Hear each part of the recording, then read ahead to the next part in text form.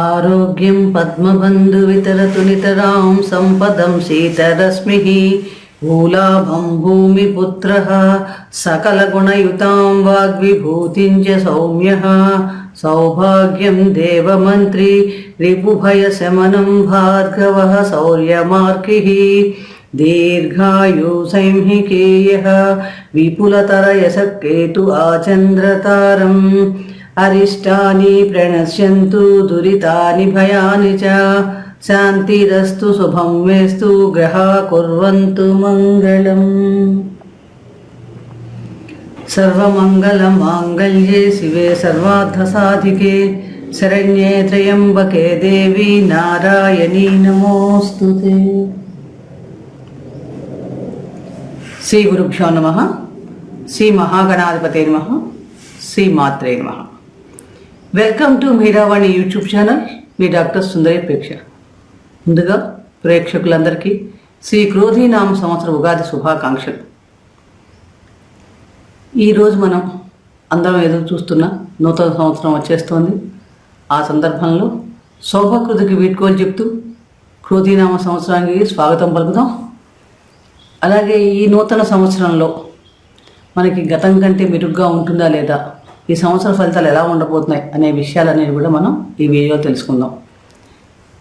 ఈ క్రోధీనామ సంవత్సరంలో ఎక్కువ కాలం ఒకే రాశిలో సంచరించే గ్రహాలైన గురు, శని, రాహు, కేతువులు, రవి, కుజుల సంచారం ద్వాదశ రాశుల వారికి ఎటువంటి ఫలితాలు ఇవ్వబోతోంది, అనుకూలతలు ఎలా ఉండబోతున్నాయి, వృత్తి వ్యాపారాలు మెరుగుపడతాయా, ప్రమోషన్స్ లభిస్తాయా, ఆదాయ వ్యయాలు ఎలా ఉండబోతున్నాయి, ఈ సంవత్సరంలో ఎవరికైనా పదవీ లాభ సూచనలు, రాజకీయ రంగాల వారికి విజయావకాశాలు మెరుగుపడుతున్నాయా, అలా అనేక విషయాల్ని మనం ఎంతో ఆశతో ఎదురు చూస్తున్న నూతన సంవత్సర ఫలితాలన్నింటినీ కూడా మనం ఈ వీడియోలో తెలుసుకునే ప్రయత్నం చేద్దాం. అలాగే ప్రతి సంవత్సరం కూడా గురువు ఒక రాశి మారుతూ ఉంటాడు. గురువు రాశి మారినప్పుడల్లా కూడా ఒక నదికి మనకి పుష్కరాలు వస్తూ ఉంటాయి. ఈసారి ఈ క్రోధీనామ సంవత్సరంలో మే 1వ తారీఖు నుండి మేషరాశి నుండి వృషభ రాశిలో గురువు ప్రవేశిస్తున్నాడు. ఈ గురువు వృషభ రాశిలో సంచరించే సమయం ప్రారంభం నుండి 12/5/24 వరకు, అంటే 12 రోజుల పాటు మనకి నర్మదా నదికి పుష్కరాలు ఉంటాయి. ఈ పుష్కర సమయంలో ఎవరైతే కనుక నర్మదా నదిలో పుణ్య స్నానాలు ఆచరించినా, దానాలు చేసినా, పుణ్యకార్యాచరణ చేసినా, పితృదేవతలకు సంబంధించిన కర్మలు చేసినా కూడా అనంతమైన ఫలితాలు లభిస్తాయి. కాబట్టి అందరూ కూడా ఈ సంవత్సరంలో నర్మదా పుష్కరాల్ని సద్వినియోగం చేసుకుందాం. అలాగే ఈ సంవత్సర ఫలితాలు మనకి 9 ఏప్రిల్ 2024 నుండి 30 మార్చి 2020 వరకు వర్తిస్తాయి. సంవత్సర ఫలితాల్లోకి వెళ్ళబోయే ముందు ప్రేక్షకులందరికీ కూడా ఆ లలితా పరమేశ్వరి అమ్మవారి కృపాకటాక్షలు సంపూర్ణంగా లభించాలని ఆకాంక్షిస్తూ వృశ్చిక రాశిలోకి మనకి విశాఖ నక్షత్రం 4వ పాదంలో జన్మించిన వారు, అలాగే అనురాధ నక్షత్రం 1, 2, 3, 4 పాదాలకు సంబంధించిన వాళ్ళు, జ్యేష్ఠ నక్షత్రం 1, 2, 3, 4 పాదాల్లో జన్మించిన వారి వృశ్చిక రాశి అవుతుంది. అలాగే ఎవరి పేరులో అయిన మొదటి అక్షరం లో, నా, నీ, ను, నే, నో, యా, ఈ, యు ఉంటుందో, ఈ అక్షరాలతో మొదలవుతుందో వారిది కూడా వృశ్చిక రాశి అవుతుంది. రాశ్యాధిపతి కుజుడు. క్రోధీనామ సంవత్సరంలో మనకి వృశ్చిక రాశి వారి ఆదాయ వ్యయాలు గమనిస్తే కనుక ఆదాయం 8, వ్యయం 4, రాజపూజ్యం 4, అవమానం 5. ఈ గోచార గ్రహస్థితి గమనించినప్పుడు ద్వితీయ పంచమాధిపతి అయిన గురువు షష్ఠమ భావంలో స్వర్ణమూర్తిగా 30/4/24 వరకు సంచారం, తదుపరి 1/5/24 నుండి సప్తమ భావం వృషభ రాశిలో తామ్రమూర్తిగా సంచారం చేస్తాడు. ఈ సంచారంలో ప్రారంభంలో కొంచెం శత్రువుల బాధలు ఉన్నప్పటికీ కూడా మే 1వ తారీఖు నుండి అన్ని వ్యవహారాల్లో కూడా చక్కగా కార్యజయం, ఆరోగ్యం బాగుంటుంది, శుభకార్యాల్లో పాల్గొనడం, అభిష్ట సిద్ధి గోచరిస్తున్నాయి. అలాగే 9/10/24 నుండి 4/2/25 వరకు కూడా గురువు వక్ర సంచారం చేస్తాడు. ఈ సమయంలో కొంచెం సామాన్యమైన ఫలితాలు ఉంటాయి. తృతీయ చతుర్థాధిపతి అయిన శని చతుర్థ స్థానమైన కుంభరాశిలో స్వర్ణమూర్తిగా సంచారం చేయటం వలన అర్ధాష్టమ శని దోషం ఉంటుంది. దీనివలన ఈ అర్ధాష్టమ శని దోషం వలన సంవత్సరం అంతా కూడా శరీరంలో కొంచెం వాత సంబంధమైన సమస్యలు, మనస్తాపం, స్థానచలనం లాంటి సూచనలు ఉన్నాయి. ఆరోగ్య విషయంలో చాలా వరకు జాగ్రత్తగా ఉండాలి. అలాగే మీ తల్లిగారి యొక్క ఆరోగ్య విషయంలో జాగ్రత్త తీసుకోండి. మాట్లాడేటప్పుడు కూడా చాలా జాగ్రత్తగా ఉండాలి, లేకపోతే మనకి బంధుమిత్రులతో కొంచెం అపార్థాలు ఏర్పడే అవకాశాలు కూడా ఉన్నాయి. 29/6/24 నుండి 15/11/24 వరకు శని వక్ర సంచారం చేస్తాడు. ఈ సమయంలో చాలా వరకు అనుకూలమైన ఫలితాలే గోచరిస్తున్నాయి. పంచమ భావమైన మీనరాశిలో రాహువు తామమూర్తిగా సంచారం వలన ఈ సంవత్సరం అంతా కళారంగాల్లో పనిచేసే వారికి, కళారంగాల వారికి వీరందరూ చాలా అనుకూలంగా ఉంటుంది. ఒక్కొక్కసారి మీ సంతానం మాట వినకపోవటం లాంటి సమస్యలు కూడా ఏర్పడే అవకాశాలు ఉన్నాయి. కళాకారులకి, క్రియేటివ్ ఫీల్డ్లో వర్క్ చేసే వాళ్ళకి చక్కగా వీరందరికీ కూడా చాలా బాగుంటుంది. అలాగే ప్రభుత్వం నుంచి సత్కారాలు లభించడం, సన్మానాలు, గౌరవ పురస్కారాలు లభించడం కూడా ఉంటాయి. కేతువు లాభస్థానమైన కన్యలో తామరమూర్తిగా సంచారం చేయడం వలన చాలా వరకు అనుకూలమైన ఫలితాలే గోచరిస్తున్నాయి. చక్కగా ధనధాన్య లాభాలు ఉంటాయి. శారీరక సౌఖ్యం కూడా ఉంటుంది. నూతన వస్తు ప్రాప్తి కూడా మనకి గోచరిస్తుంది. ఇక రవి సంచారం, దశమాధిపతి అయిన రవి సంచారం గమనించినప్పుడు రవి ప్రతి నెల కూడా ఒక రాశి మారుతూ ఉంటాడు. ఈ మారే సమయంలో ముఖ్యంగా 13/4/24 నుండి 14/5/24 వరకు షష్టమ భావంలో సంచరించే సమయంలో చక్కగా శారీరక సౌఖ్యం, కార్య విజయం, ఆరోగ్యం చాలా బాగుంటుంది.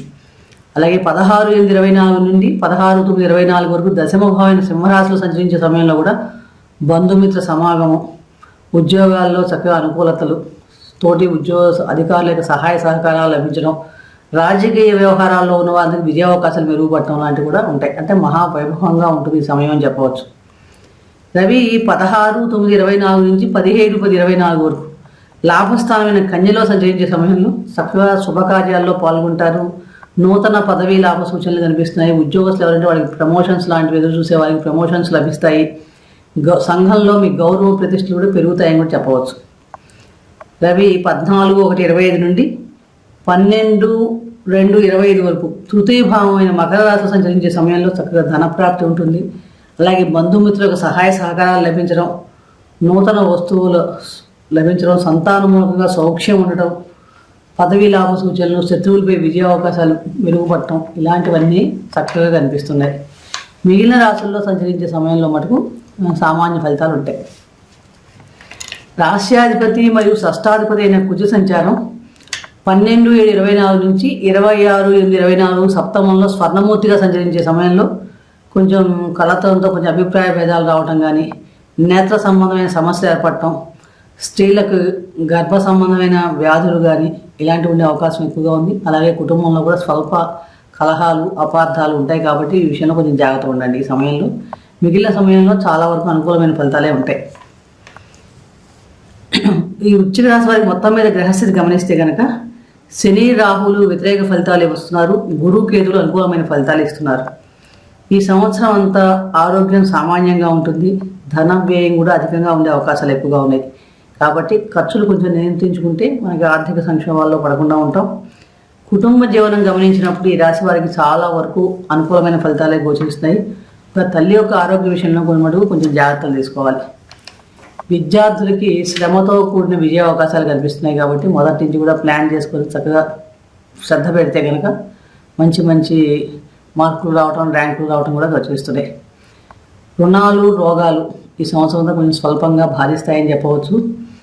సంవత్సరంలో ఉద్యోగస్తులకు కానీ ఎక్కడైనా స్థాన మార్పులు ఉండే అవకాశాలు కూడా గోచరిస్తున్నాయి.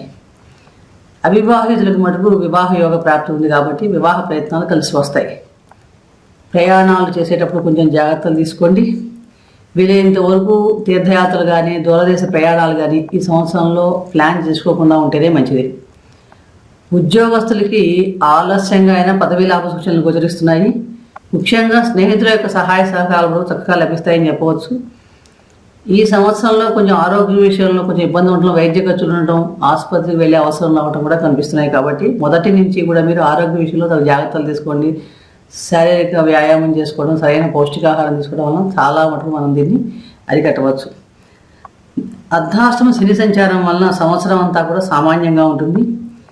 మే 1వ తారీఖు నుండి గురు సంచారం వలన సంతానం వల్ల సుఖం, ఆనందం కలుగుతాయి. ప్రమోషన్స్ లాంటివి కూడా మనకి ఉద్యోగస్తులకి, రాజకీయ నాయకులు పదవీ లాభ సూచనలు ఈ సంవత్సరంలో కనిపిస్తున్నాయి. రాహు సంచారం వలన కొంచెం అధిక ఖర్చులు ఉండే అవకాశం ఎక్కువగా ఉంది. కాబట్టి వృశ్చిక రాశి వారి సంవత్సరంలో మనకు అనుకూలతలు చక్కగా పెరిగి అన్నింటిలో కూడా విజయావకాశాలు మెరుగుపడాలంటే కనుక ప్రతిరోజు కూడా వీలైనంత వరకు శివారాధన చేసుకోవటం, శివ పంచాక్షరి మంత్ర జపం చేసుకోవడం, సుబ్రహ్మణ్య స్వామి ఆరాధన చేయడం వల్ల చాలా మేలు కలుగుతుంది. అలాగే ఎవరికైనా జాతకంలో బుధ శుక్ర శని దశలు జరుగుతున్న వారు మీకు కుదిరితే కనుక తిరుపతి బాలాజీ దర్శనం చేసుకున్నా కూడా, వెంకటేశ్వర స్వామి దర్శనం చేసుకుంటే కూడా చాలా మంచి ఫలితాలు కలుగుతాయి. అలాగే మీ జన్మ నక్షత్రం రోజు మీ జన్మజాతకం ప్రకారం జరుగుతున్న దశానాథుని జపం చేసుకుంటే కూడా చాలా మంచి ఫలితాలు కలుగుతాయి. కుదిరినప్పుడు అవి నువ్వులు మినువులు దానం చేయండి, ఉత్తమమైన ఫలితాలు పొందగలుగుతారు. కందాయ ఫలాలు ఫలించినప్పుడు విశాఖ 4వ పాదం వారికి మొదటి 8 నెలల్లో ధనలాభ సూచనలు గోచరిస్తున్నాయి. చివరి 4 నెలలు సామాన్యంగా ఉంటుంది. అనురాధ నక్షత్రం వారికి సంవత్సరం అంతా కూడా మిశ్రమ ఫలితాలు గోచరిస్తున్నాయి. జ్యేష్ఠ వారికి మొదటి 4 నెలలు చివరి 4 నెలలు ధనాదాయం చాలా బాగుంది. 5వ నెల నుంచి 8వ నెల వరకు అనేది కొంచెం రుణబాధలు ఉండే అవకాశం ఎక్కువగా ఉంది. కాబట్టి ఈ సమయంలో కొంచెం జాగ్రత్తలు తీసుకోండి. మొత్తం మీద మనం వృశ్చిక రాశి వారి గమనిస్తే ఈ క్రోధీనామ సంవత్సరంలో కొంచెం గ్రహానుకూలత అర్ధాష్టమ శని దోషం వలన కొంచెం కనిపిస్తోంది. కాబట్టి చెప్పిన పరిహారాలు చక్కగా పాటించండి. ఆ ఈశ్వర అనుగ్రహం వలన ఈ సంవత్సరం అంతా కూడా మీకు అత్యంత శుభప్రదంగా ఉండాలని ప్రార్థిస్తూ మరొక రాశి గురించి మరొక వీడియో తెలుసుకునే ప్రయత్నం చేద్దాం. ఈ వీడియో నచ్చినట్లయితే మీకు లైక్ చేయండి, షేర్ చేయండి, సబ్స్క్రైబ్ చేసుకోకపోతే సబ్స్క్రైబ్ చేసుకోండి. సర్వే జనా సుఖినో భవంతు. శుభం భూయాత్.